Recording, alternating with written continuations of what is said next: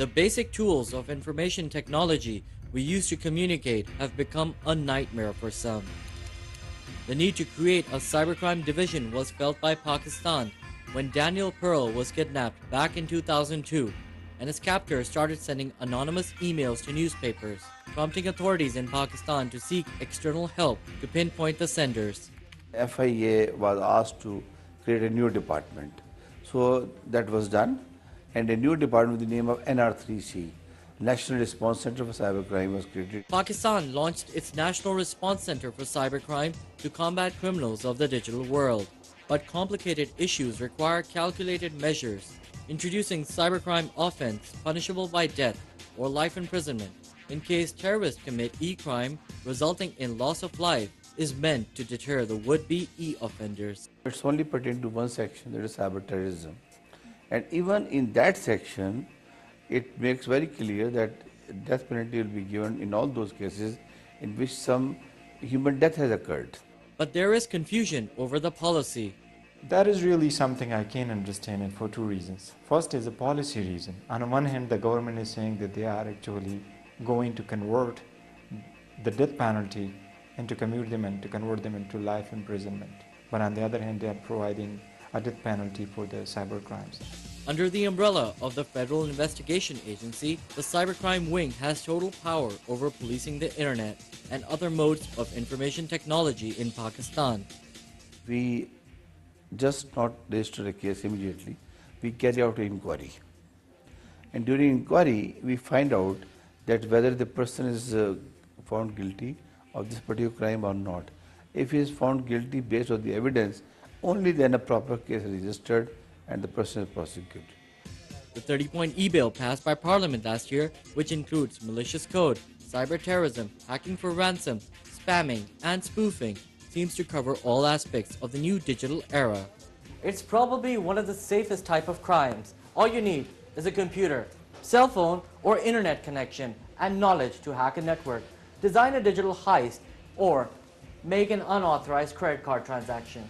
Different kind of hacking which is going on for the long time. The people used to use the credit card numbers and account numbers for the hacking at the website, and through there transfer money in their own accounts. Most commonly used places to commit cybercrimes are internet cafes in Pakistan, where usually no registration is required, nor proof of identity. Makes this outlet a safe haven to operate and escape the crime scene, while the culprit is sometimes practically untraceable. Normally, we find a IP address up till the cyber cafe when we try to locate the person, and even using its proxy server information, we go to the terminal that the person was sitting here. So if it's only a 1 or 2 day old story, then the cyber cafe owner may tell us that Mr. So-and-so was sitting here. But in some of the cases, we miss the information also. Typically, cybercrime is difficult to stop. For example, recently we were contacted for a very famous American website called PayPal, which usually is used for making transactions on the internet, and someone in Islamabad had a website which was a copy of it and was using that website to take money from people. Recent years have seen a rise in cyber terrorism, with more than 300 e-offense cases alone registered by the 18-month-old Cybercrime Division. The internet platform has been widely used by terrorists to project their ideology and get the message across to the world. As the trail to apprehend these groups is harder to track by conventional law enforcement agencies, especially in Pakistan, the technologically advanced cyber police makes tireless efforts to bring the perpetrators to justice. Electronic messaging, financial transactions, emails, sensitive data uploads, and/or any utensil of technology used with ill intent is subject to punishment by the Cybercrime Division. And it's not just within Pakistan. With cyber policing, they can go across the border with the help of other countries.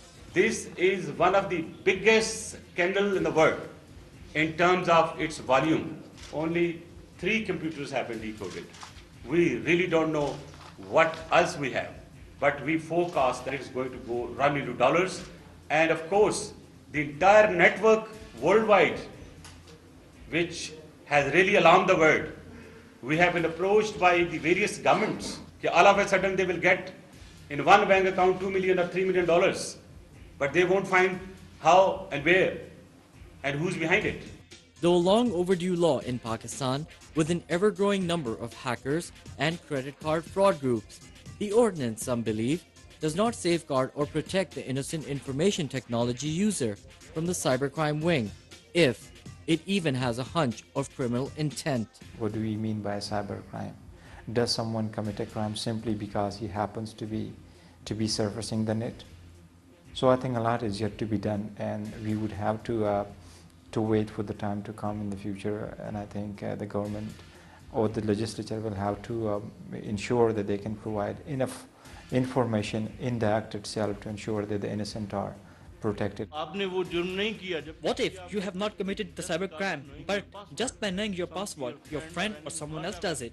You are the one who will be convicted if the cyber police traces the crime down to your account or computer. We can't change our password all the time. Sometimes we give it out and forget to change it. How does the law protect us in this case? Lawmakers here have gone the extra mile to reinvent a new definition for cybercrime.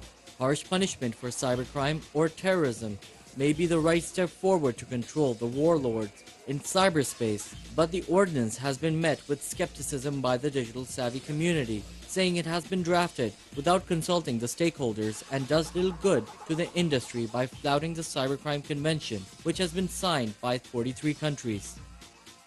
Pakistan has enshrined cybercrime into law, but it's vital that this law should not obstruct the freedom of information. Until this law is streamlined in Pakistan, even your free expression on the net or critical point of view on an SMS text message could land you in a lot of trouble. In Islamabad, Sib Kafi, Press TV.